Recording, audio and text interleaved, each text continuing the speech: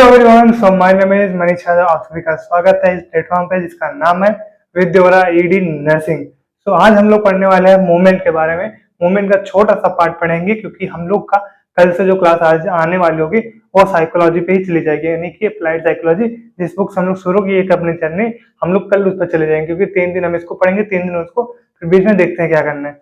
अब हम लोग चलते हैं आगे पढ़ते हैं। तो आज हम लोग पढ़ने वाले हैं अपने कुछ नए टॉपिक्स को, जिसमें हम लोग पढ़ने वाले हैं commonly use terms of movement.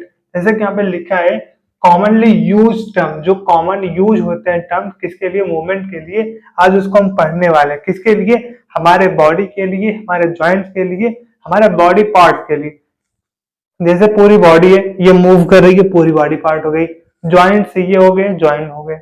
अब बॉडी के एक पार्ट हो गया, जैसे हाथ मूवमेंट हो रहा है, गर्दन मूवमेंट हो रहा है, पूरी शरीर मूवमेंट हो रही है, तो ये बॉडी पार्ट्स, ये सारी बातें इसमें हो गई। ठीक है, उसके बाद आगे बॉडी के जॉइंट्स। ये जो बॉडी के जॉइंट्स होते हैं या बॉडी के जो पार्ट्स होते हैं वो किस तरह मूव करते हैं, और उन मूवमेंट को डिस्क्राइब करने के लिए हम इन्हीं कॉमन टर्म्स को यूज करते हैं। किन कॉमन टर्म्स को यूज करते हैं? जैसे एक आता है फ्लेक्शन, एक आता है एक्सटेंशन, ऐसे ऐसे आते हैं, 12-14 होते हैं। ठीक, जिसमें से हम लोग के 2, 3, 4, 5 ये आज पढ़ने वाले हैं। ठीक है, आओ चलते हैं अपने इन कॉमन टर्म्स।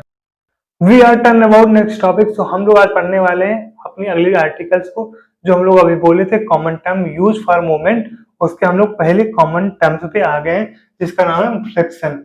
तो फ्लेक्शन किसे कहते हैं? जब कोई बोन हो, जब अपने बॉडी के दो अलग अलग बोन जब मुड़ते हैं उनके बीच में पहली चीज तो एंगल कम होता है, और जो वो फोल्ड होते हैं तो उसे कहते हैं फ्लेक्शन। ठीक, कहाँ कहाँ होता है और दिखा देते हैं रियल लाइफ एग्जांपल। एक होता है एल्बो को जब मोड़ते हैं सही सही तो उसको कहते हैं फ्लेक्शन होता है। फिर नी को मोड़ते हैं, फ्लेक्शन होता है। सर को आगे झुकाते हैं, ये सब फ्लेक्शन कहलाते हैं। जब इन्हीं को रिलीज करते हैं तब उसे एक्सटेंशन कहते हैं। क्या मतलब हुआ?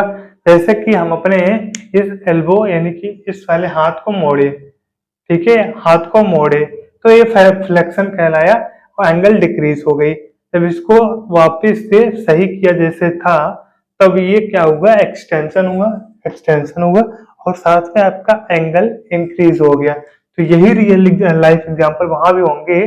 बट जैसे कि नी जब मुड़ा था, जैसे कभी हमने नी जो है हमारी, मैं खड़े खड़े मोड़ सकता हूँ। आप खड़े हो जाओ, चेक करो, खड़े हो जाओ, चेक करो, एक पैर खड़े हो, दूसरा पैर पीछे करके मोड़ ली तो आपका जो है फ्लेक्शन हो गया, वो फ्लेक्शन हो गया। तो उसको रिलीज करते हो नीचे जाने के लिए, उस पर खड़े होने के लिए, तो वो आपका एक्सटेंशन हो जाता है। या फिर आप चुपचाप अभी ऐसे मैं खड़ा हूँ, मैं नीचे बैठ रहा हूँ, ये या बैठ गया, अब मैं खड़े हो रहा हूँ, ये या, तो इसको भी क्या कहते हैं? मैं बैठा वो फ्लेक्शन, मैं खड़ा हुआ तो वो एक्सटेंशन। तो यही कहलाता है। और जब भी फ्लेक्शन हो रहा हो उसके अपोजिट जो होगा काम वो एक्सटेंशन कहलाएगा। उम्मीद करता हूँ कि दोनों टॉपिक आपको क्लियर हो चुके होंगे। We are turn about next topic. हमारी अगली बचे 2 टॉपिक, फिर एक और बचेगा। तो हम लोग थर्ड पे चलते हैं, जो कि एब्डक्शन होता है। एब्डक्शन क्या क्या मतलब होता है? जब भी हमारे बॉडी से कोई बॉडी का पार्ट हमारे बॉडी से दूर जाता है उसको कहते हैं एब्डक्शन। आओ देखते हैं उसको, पहले यहाँ देखते हैं फिर आपको दिखाएंगे। जब कोई बॉडी का पार्ट मिड लाइन से दूर मूवमेंट करता है उसके लिए हम इस टर्म को यूज करते हैं। रियल लाइफ में आते हैं, मैं दिखाऊंगा अभी प्रैक्टिकल। साइड में हाथ उठाना, ए या, तो इसको कहते हैं एब्डक्शन।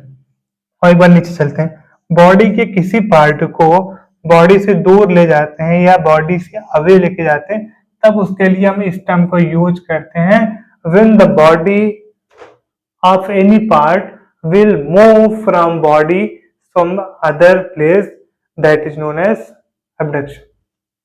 शायद आपको समझ में आ गया हो, नहीं समझ में आया कोई बात नहीं है, और दिखाते हैं। जैसे कि मेरा हाथ है नॉर्मली अभी मेरे पास है, मेरे बॉडी के पास वो झुका पड़ा है। अब इसको ये करूं, उठा के ऐसे सीधा कर लूं तो ये क्या हुआ? एब्डक्शन।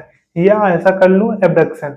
अब जैसे कि इसको नीचे लाया तो ये हो गया एडक्शन, नीचे लाया हूं, वहां से नीचे लाया हूं। लेकिन नीचे लाना ही क्यों है? एडक्शन को क्या कहता है? चाहे यहाँ रखो चाहे यहाँ रखो।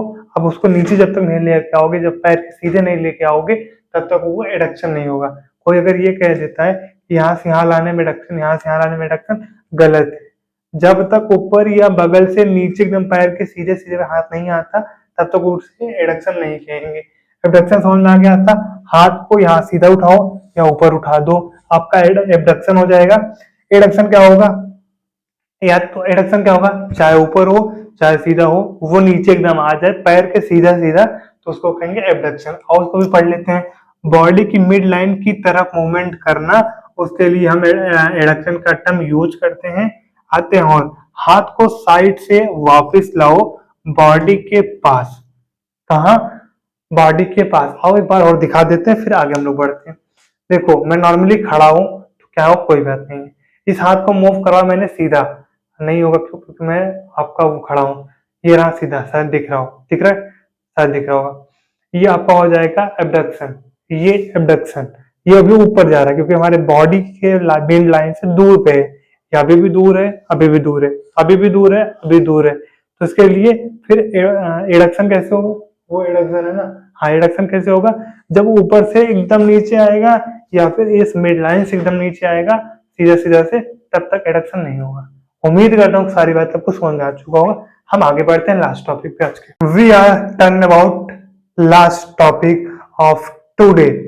आज के हम अपने लास्ट टॉपिक चलते हैं, सरकमडक्शन। सरकमडक्शन क्या होता है या कौन सा कॉमन टर्म है, और उसको देखते हैं। ये सर्कुलर मूवमेंट करता है। कहाँ कहाँ करता है? एक शोल्डर में करता है और ये एक पैर में करता है। कैसे होता है? देखो ऐसे, ये इसको कहते हैं सरकमडक्शन। ऐसे ही पैर नीचे वाला होता है। मैं आपको इमेज लगा के दूंगा। ये इसे करोगे जब आपको नीचे सीधा रखो, ऐसे घुमाते रहो, ऐसे घुमाते जाओ। ऐसे कि ये हाथ में दिख रहा होगा ना, इसको ऐसे कर लो, ऐसे ऐसे पूरा घुमाओ, तो इसको कहते हैं सरकमडक्शन। और ये सरकमडक्शन बनता है चार चीजों से, फ्लेक्शन, एक्सटेंशन, एबडक्शन और एडक्शन। ये जो हम लोग चारों पढ़े हैं, इन सारे चीजों को मिला के हमारा सरकमडक्शन बनता है। तो आज हम लोगों ने 4 से 5 टॉपिक पढ़ा है कॉमन टर्म ऑफ मूवमेंट का। तो क्या समझ में आया, कितना समझ में आया, हमको कमेंट डाउन में बता दीजिएगा। और रही बात, कल से हमारी साइकोलॉजी आएगी जिसका नाम था अप्लाइड साइकोलॉजी को, तो हम लोग कल से उसको पढ़ेंगे क्योंकि अपना 3 दिन इसको दे दिए, 3 क्लास आपको मिलेगी, तीसरी क्लास इसकी मिल रही है, तो कल से हम लोग उस पर चलेंगे। बाकी हमारा एम यही रहेगा, हर वीक में 3 दिन इसको पढ़ेंगे, एनाटॉमी और फिजियोलॉजी को। रही 3 दिन आपको अप्लाइड साइकोलॉजी की बुक पढ़ाएंगे। ठीक है, बाकी जो बुक्स अभी आ रही होंगी उनको हम स्टार्ट करेंगे आगे। ठीक है, इतना मैं उम्मीद करता हूँ कि आपको समझ में आ चुका होगा। बाकी रही बच रही एक दिन संडे, तो यार संडे को ब्रेक ले लीजिए, मैं कोई इमेज दे दूंगा, बता दीजिएगा अब तक कितनी क्लास आई और कितना समझ में आई। बाकी सैल्यूट ऑफ यू कि आप क्लास को अटेंड कर रहे हैं। धन्यवाद, मिलेंगे हम लोग कल। Bye bye, thank you.